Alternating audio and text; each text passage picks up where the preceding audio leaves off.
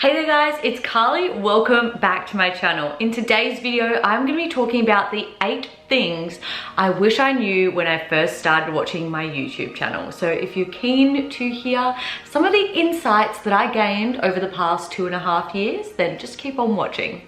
So the first thing I wish I knew is that shorter, sharper, and more fast-paced videos are better. I used to think that I needed to create these, 20-30 minute vlogs and that people would be super interested in them.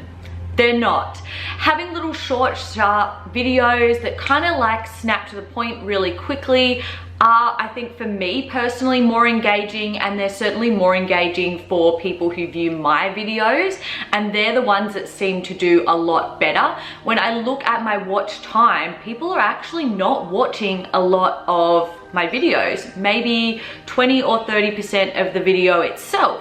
So having something that sort of gets to the point really quick, and maybe even like a 30-second kind of like intro clips that sort of show some of the highlights from the entire clip itself at the start of the video is a really fun and cool way to keep people interested and just make the content more engaging. My tip number 2, something that I learned from the past 2.5 years of making YouTube videos, is that having a good camera actually really matters. I know a lot of people, when you check out their how to start a YouTube channel videos, they actually say, vlog on your phone, it's alright, no one cares, you can make really good quality footage on your phone, and to an extent that is true. I spent the first year, a little bit over a year, making videos on my phone, and while it did get me into the art of creating videos, the quality of them was certainly nowhere near as good as the ones that I have been making since I got a proper vlogging camera. The third thing that I wish I had have known when I first started my YouTube channel was about audio library on YouTube. Honestly, when I first started making videos, I was just using whatever songs or clips were available on this little editing app that I had on my phone, and it was terrible, and I couldn't change around the length of them. I couldn't add multiple songs. I was just stuck with the one song for the whole clip, and I think I've still got a couple of those videos on my channel. I wish I had have known about YouTube audio library, because even though some of the songs on the audio library are not that great, if you do have the time to weave through, there are some gems in there, and there are some ones that I pretty well consistently use in all of my videos. And I think if I had known that from the start, I would have avoided the like really embarrassing, cringe-worthy music that a lot of my earlier videos featured. Number 4 is controversial, but also quite true, and that's the fact that no one cares about you. Or at least when I was first starting, I didn't realize, and I thought that people would be interested in my vlogs and my Q&As. And the reality is, when I'm first starting, even like my first year or 2 years of YouTube, I didn't have a following basically at all. No one knew me. So no one actually cared about any of those things. What I really wish that I had have done at the start is creating more how-to videos or things that are more relevant to like mass of people, so that anyone can watch it and enjoy it and get something from it. Whereas a vlog or a get ready with me or something chatty or Q&A and things like that, they're really more specific, like if you want to get to know that person. You don't want to get to know that person if you have like not built a relationship or seen anything from them. So I feel like had I have known that from the start, it really would have altered the type of content that I'm putting out. Even now, like 2.5 years in, yes, I am doing vlogs because I personally just like creating vlogs, but I feel like I'm also trying to put out a lot of content that people can watch even if they don't know who I am at all, and would be able to get something helpful or interesting or inspiring from it. Number 5 that I wish I had known from the start is to just do it for fun. Honestly, when I first created my YouTube channel, that's all it was. It was for fun and creativity. But definitely moments along the way, I've kind of lost, that that vision and that goal and that reason why I started it in the first place, and was like a little bit more driven towards having a following and getting like some sort of recognition for my videos, like some sort of appreciation and knowing that people actually liked them. But at the end of the day, me liking them and me enjoying the process of creating and exploring and, you know, just doing interesting things and like having a hobby in my life, that for me, that idea of like personal growth and introspection is so much more important than getting any sort of validation for what I create. And I often feel like that's where a lot of people's love and passion for creating, whether it's YouTube or whatever it is, just dwindles away because they lose focus and they start making it more about other people than about just doing it as a form of self-expression, just for yourself. The sixth thing that I wish I had have known when I first started my channel was to see what does well and let that guide or be an inspiration for future content. I mean, I've had some videos that in my opinion have gone exceedingly well and some that have absolutely flopped.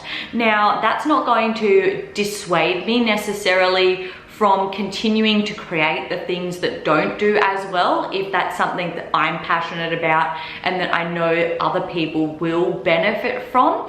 But I certainly have been taking a look at what videos do well, what people are interested in, what gets people inspired and motivated. And I don't want to just be solely creating things that I know are going to do well, because then that goes back to the idea of fun. I'm not having fun, I'm doing it for someone else, not for myself.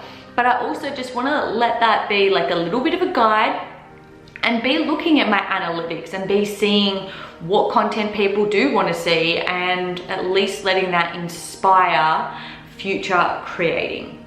The seventh thing that I wish I had have known when I first started my channel is to think, what am I an expert on? I kept on sort of looking for inspiration from others on types of videos that I should be creating, whereas I should be thinking about things that I'm actually an expert on. And you know, the lack of self-confidence and the eternal pessimist inside of me always said, well, I'm an expert on nothing. What advice or information do I have rightly to be giving to people? But then I realized, actually, what are some of the things that I think I ace in everyday life? And I honestly ace cleaning and organization and like time management. I know how to absolutely get my shit together and just have an immaculate house all the time, to be on top of all the jobs at work and YouTube and like all my personal growth stuff. I know how to ace that. So how can I incorporate more of that kind of stuff in the videos that I create? Because I'm passionate about it, but also I'm an expert on it. I have wisdom that I can give to other people. And the final thing that I wish I had have known when I first started my YouTube channel, and this one's a controversial one, but it is that looks do matter. I think about all the YouTubers that I follow, people I follow on Instagram, and I don't follow them because they're good looking, but that's certainly a trait that they all have in common. They're all conventionally attractive people.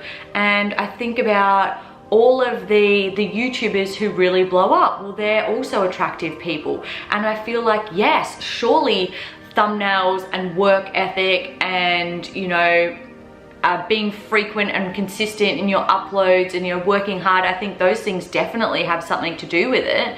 But let's be honest about the type of society we live in. We live in a highly visual, almost like a fake society, and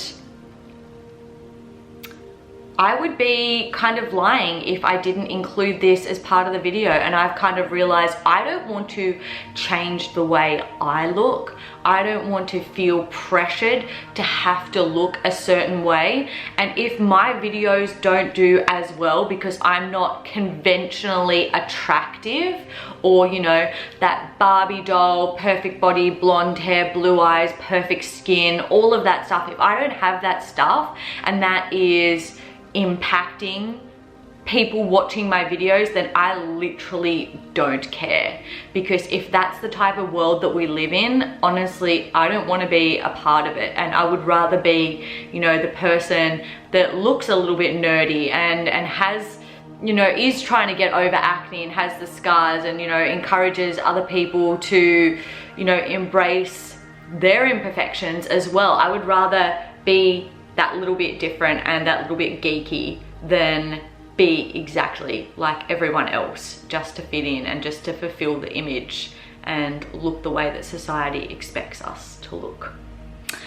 So those are the 8 things that I wish I knew when I first started my YouTube channel. I feel like as a creator, I have grown so much over the last 2.5 years, and while my subscriber base has not grown incredibly, I feel like definitely the quality of the content that I've been putting out has been changing and evolving and improving, and that makes me really happy. And if you're watching this and you are a small creator, please don't be disheartened.